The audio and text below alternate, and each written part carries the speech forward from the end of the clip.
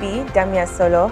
I'm actually a brand manager, so I have a 9 to 5. Yes, but I recently launched a book about wedding planning. The title of the book is Miss to Mrs. So it talks about the journey from being a miss and then planning your wedding up to when you actually get married. It also talks about the honeymoon stage and the first year of marriage.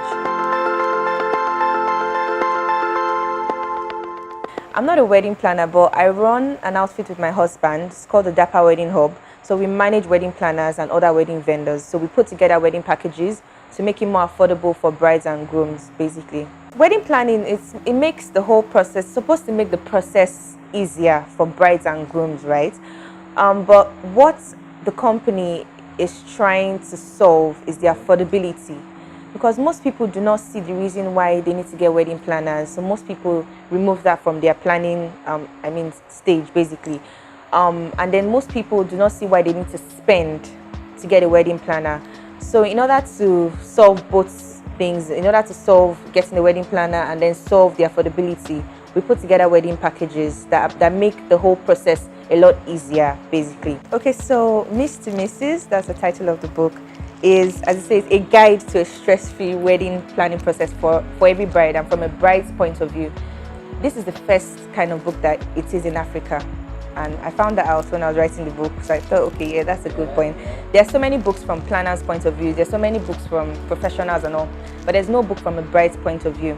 The truth is that on social media, after everybody's wedding, there's this post, everybody says, oh, thank you so much, my wedding was the dream, blah, blah, blah, blah, blah, blah, blah.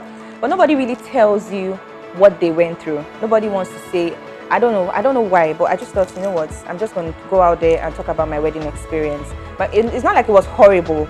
But there were some things that I went through that I know while I was ranting during my wedding process, everybody could relate. Brides as well that were planning their wedding, they could relate, So I thought, so why don't we just tell everybody what to expect while they are planning their weddings? Do you understand?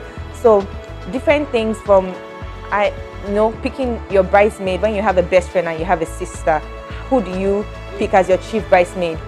Everybody quarrels with their parents when they are planning their wedding. I'm telling you, your mother wants to do something that you don't want, but nobody talks about it. So the issues I had with my mom and my husband, I put it inside this book.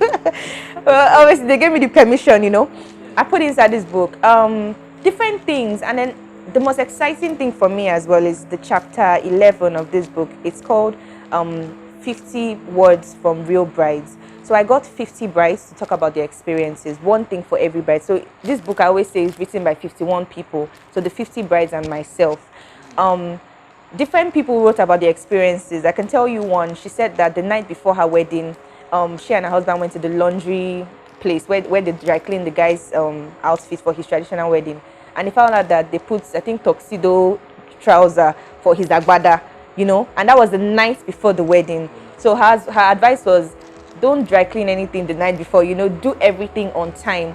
So different people go through so many things. People, food tasting, you have to do food tasting. A lot of people don't know that when you get your caterer on board, you're actually supposed to do food tasting.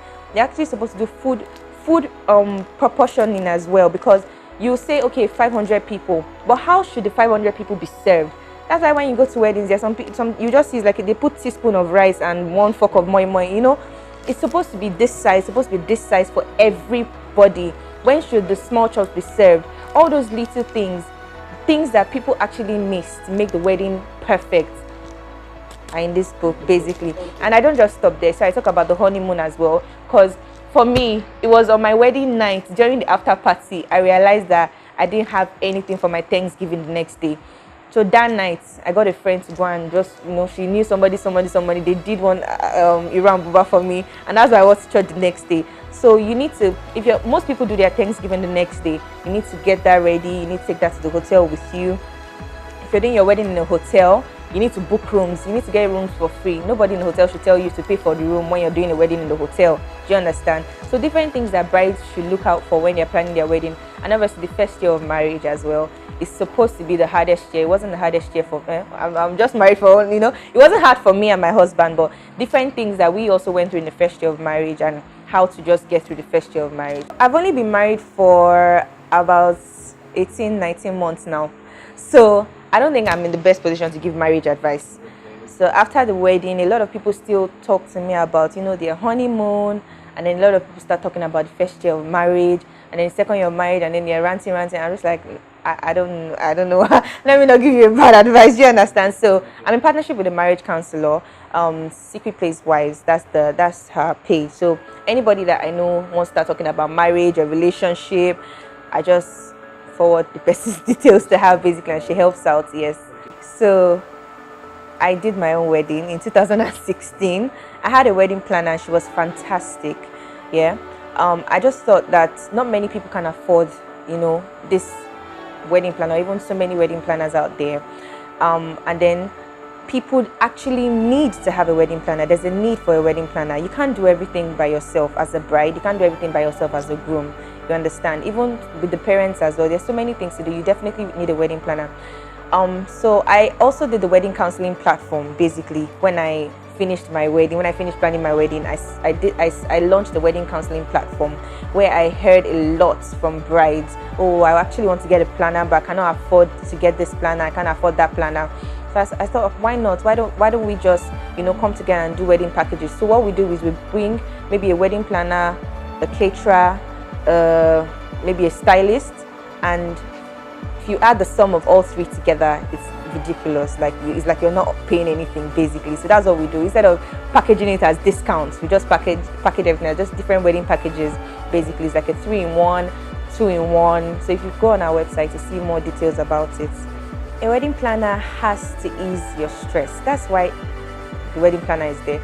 So if you have a wedding planner that doesn't understand you, if you have a wedding planner that doesn't that wants to make a name for herself, then you're in the wrong place basically. So the wedding planner is paid to ease your stress. The wedding planner should be involved in every single thing. There are so many brides that come to me and they say, oh, I'm supposed to have a fitting today, or my planner is saying that this is the address, blah blah blah. Your wedding planner should follow you for your fitting. Your wedding planner should even see your parents. Your wedding planner should know your parents, your spouse. Your wedding planner should be involved from the onset, every stage of the wedding. There's so many wedding planners that don't take their job seriously, to be honest. So it's really important. The wedding planner's job is to remove stress, and removing stress involves negotiating. So if you've gotten a cost from maybe a caterer and your wedding planner cannot negotiate for you, then you're in the wrong. Do you understand? You've chosen the wrong person as well. Your wedding planner should be able to negotiate, and your wedding planner should be able to ease your stress. It might come across as saving money if your family, if you get your family to do these things for you. But the thing is that the family members do not know about the wedding industry. The wedding industry is a proper industry. It's like a 9 to 5, and it's growing. You need to be inside the industry to know what is going on. There are a lot of vendors that are so, if you see their pages on social media, you think this is so fantastic, but when it comes to working with people, they don't know the job, they don't know their stuff. That's why it's very good to get a wedding planner. So wedding planners actually know the goats and the sheep of the wedding industry. That's why it's important to get a very good wedding planner. If you get your family members to do it, they would swab, I don't know if that's the right word, but they would literally use your family's head. They would just misuse, give you wrong information, and you won't be able to, your family members will not be able to follow up even on that day. A lot of things go wrong on the morning of the wedding. You'll be so surprised. Your brother that will be dressing up for your wedding will not be able to call the drinks guy and know where the drinks person is. Do you understand? So it's very important that you get a wedding planner that knows the real details of the wedding industry.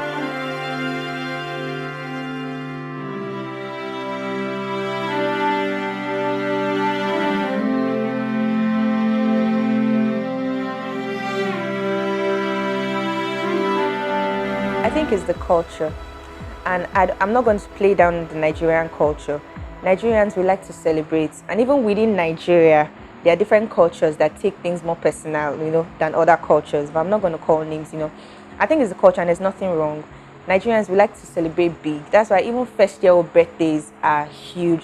Graduation, some nursery school to primary school, they are wearing tuxedos, Yeah. It's the culture, and there's nothing wrong, But then again, even within this culture, there are brides that still like it simple. There are some grooms that like it. My husband was one of them. My husband just wanted balcony, the pastor should come and bless us. That was not my own. I wanted a grand, Yeah. I wanted my parents to tie their gaily, and my mom to tie her gaily, my mother-in-law to tie her gaily. Yeah. I wanted a fairy tale grand big hall, everybody will call, make noise. That's what I wanted, but my husband did not want. So even within this culture, there are people that are different as well. So there's nothing wrong. If you want a big wedding, it's fine. If you want a small wedding, it's fine. But what I preach, and especially in my book, is just know that after this whole paparazzi, there's a life. From 12 a.m. that day, even if your after party is still going on, 12 a.m. that day, reality sets in. Do you understand? So don't get carried away by the paparazzi, and that's also what my book preaches, to be honest. Don't get carried away by the paparazzi. There's a lot that goes on after the wedding. Life really starts. Your eyes open. A lot of people are all about wedding, and marriage comes as second on the priority list. But that's basically what the book is about. As you think about your wedding, make sure that your marriage, is still the focal point while you're planning. The wedding industry is growing disproportionately, basically.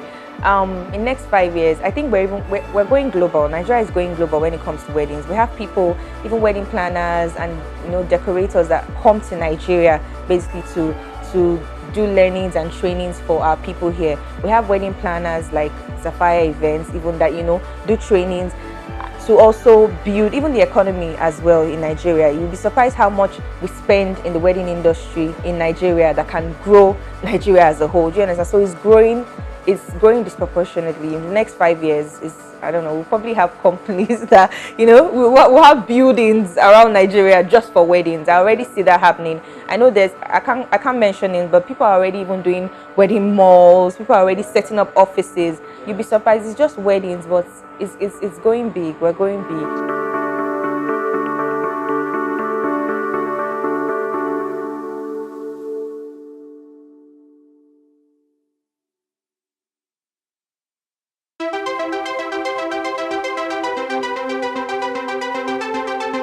Okay, so the book is available on Jumia. It's also available on our website, the Dapa Wedding Hub. That's dwh.com.ng. It's available on Okada Books, soft copy on Okada Books, and then I also have orders from the UK as well. So I put the book on Amazon, so people can get the soft copy on Amazon. But I'll be shipping hard copies soon to the UK because a lot of people want the hard copy instead of reading on their phones. And then you can just DM me, basically. I have a lot of orders on my DM. You can DM me, you can DM the Dapa Wedding Hub as well to get your copies. I have a hub of brides that I talk to on a daily basis. This is when I started the wedding counseling platform. I basically became an ear for every bride.